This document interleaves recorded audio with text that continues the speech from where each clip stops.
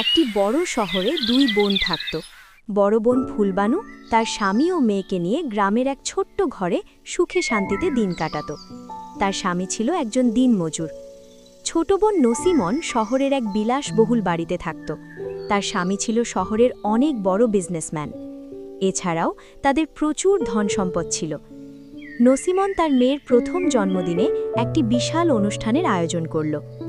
সে তার সব ধনী বন্ধু আর আত্মীয়দের নিমন্ত্রণ করল। সেদিন সকাল থেকে নসিমনের বাড়িতে জমজমাট সাজসজ্জা।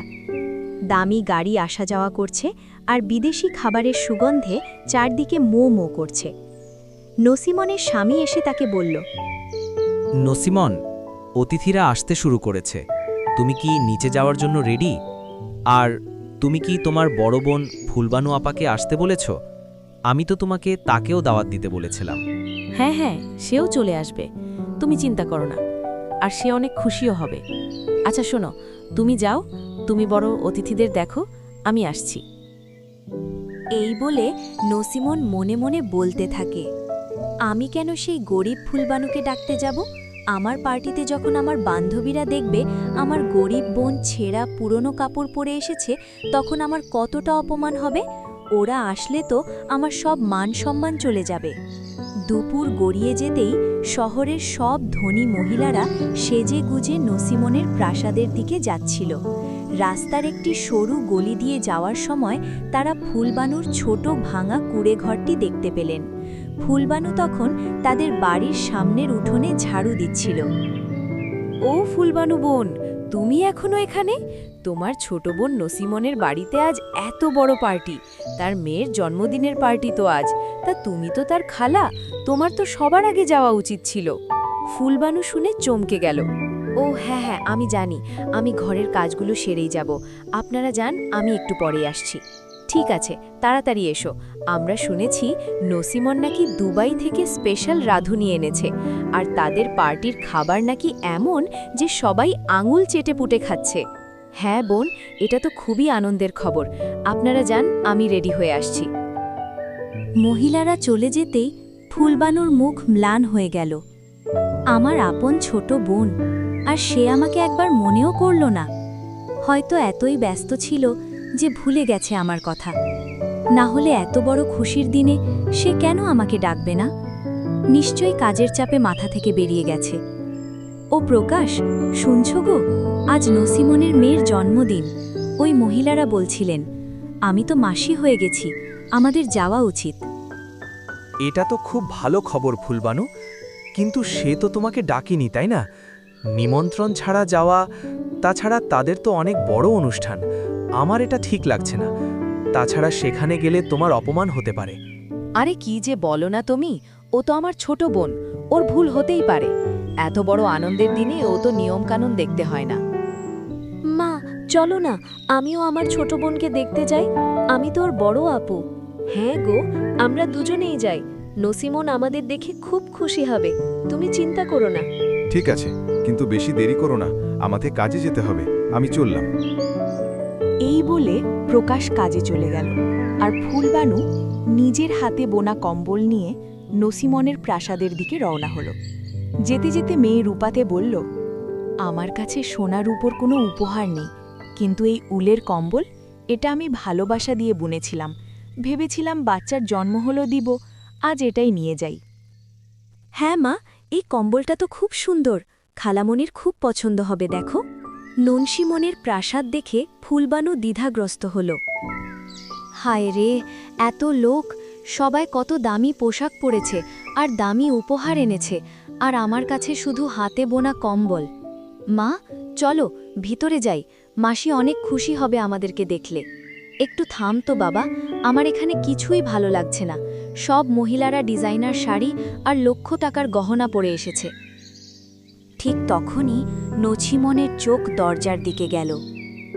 হে উপরওয়ালা, এই ফুলবানু এখানে কিভাবে আসলো? নিমন্ত্রণ করলাম না, তাও চলে আসলো। যদি কেউ জেনে যায় এ আমার বোন, আমার সব মান সম্মান আজ মাটিতে মিশে যাবে। আমাকে এখনই কিছু করতে হবে।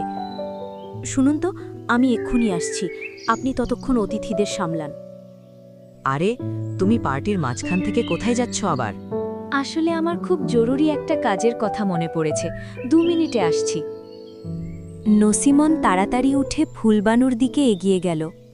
অভিনন্দন আমার বোন, ওপারবালা তোমার মেয়ের দীর্ঘ জীবন দিক। আমি খুব খুশি যে আজ খালামণি হলাম। দেখো, কিছু মনে করো না, কিন্তু তোমাকে আমি এই জন্যই ডাকিনি, কারণ এখানে আমার অনেক ব্যবসায়িক বন্ধুরা আছে। যদি তারা তোমার দারিদ্রতার কথা জানতে পারে, তাহলে তারা আমাকে নিয়ে ঠাট্টা করবে।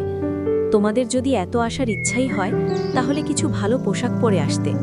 আমাকে ক্ষমা করে দে বোন, আমি শুধু তোর খুশিতে সামিল হতে চেয়েছিলাম।